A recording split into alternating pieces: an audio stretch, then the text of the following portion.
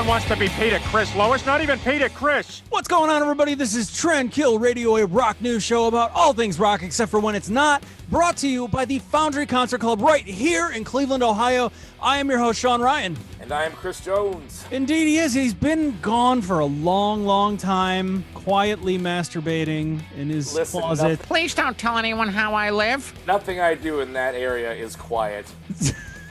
Ew. All right, that aside, sorry, everybody.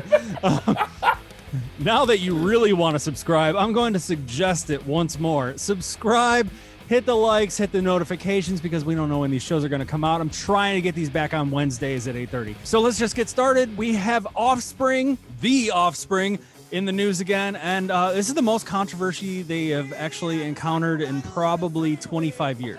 Yeah, they're all doctors. Dexter's working on a cure for AIDS. Noodles, the guitarist, is like a physicist or something. Like, they're very smart people. They are. You can look that up. I mean, these guys are insane. But they came out with a new video for the new single off of their new album that is yet to be released, called We Never Have Sex Anymore. The song is just exactly what it sounds like if you've ever been married. I'm sure you kind of can relate with this song. Let's do it. What, you mean like sex? Yeah, and we should go now. I just stuffed everything back into place. It's a very poppy punk song, punk rock song. Like, kind of like a throwback to their old stuff a little bit, like during the Americana, Ixnay Liambre, like their fun songs on those albums. I mean, even Ixnay was like way more hard than this. I mean, let's just be honest here. But I mean, like, even that, I mean, I thought it was actually a pretty cool song. But in the video, there are a couple stars. One being the John Stamos. Who's the one guy you would sleep with? John Stamos. What? And then some chimpanzees that were brought in by a Hollywood association. They look a lot like Chris. Fair.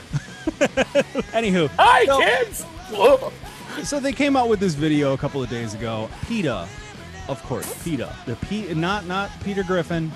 Peta. They came out with a little bit of a statement because they had some problems with it.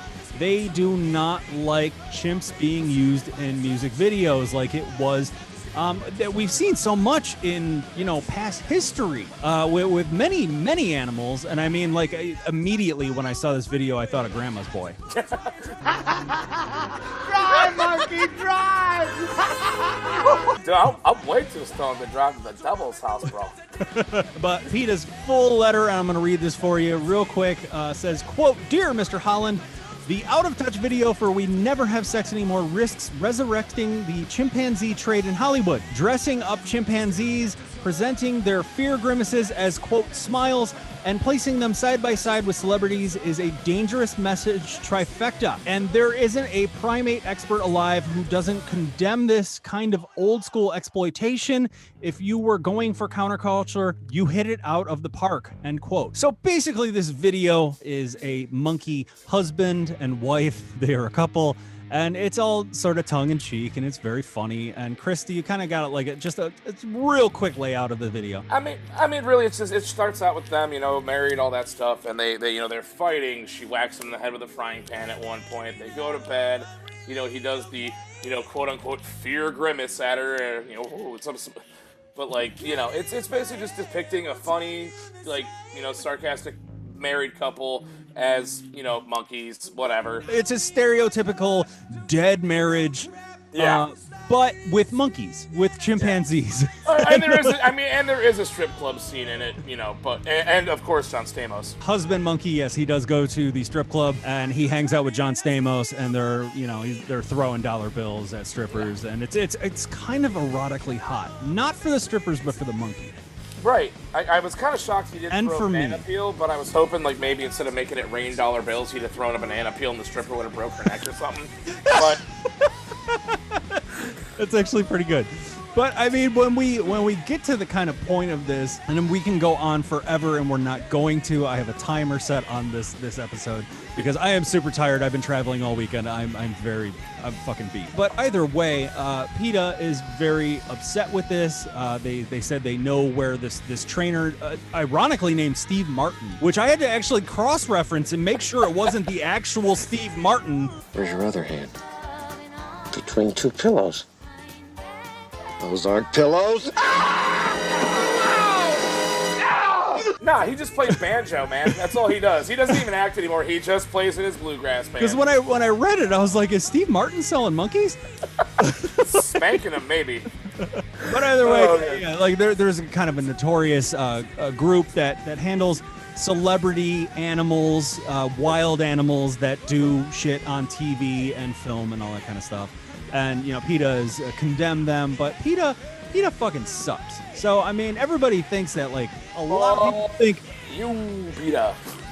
A lot of people think that PETA is just this like great company that handles animals with the utmost respect, but they're not. If you were to look at their home base in Virginia from like 2006 to 2011, I believe, their animal death rate that they put down themselves is in the 90th percentile of all of those years. They basically kill almost every animal they take into their shelter. I'm sorry, slaughterhouse. Fuck you.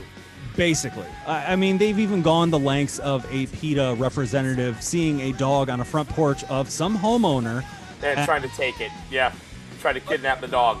No, they did kidnap the dog. Oh, that's right. They did, and then they killed it, like, in a couple hours. Yeah, and then they lied about it, and they went like, oh, no, like, this is all a misunderstanding, but it was on video. And then the best part is they tried to fucking console the family and make the situation right by giving them a fucking fruit basket.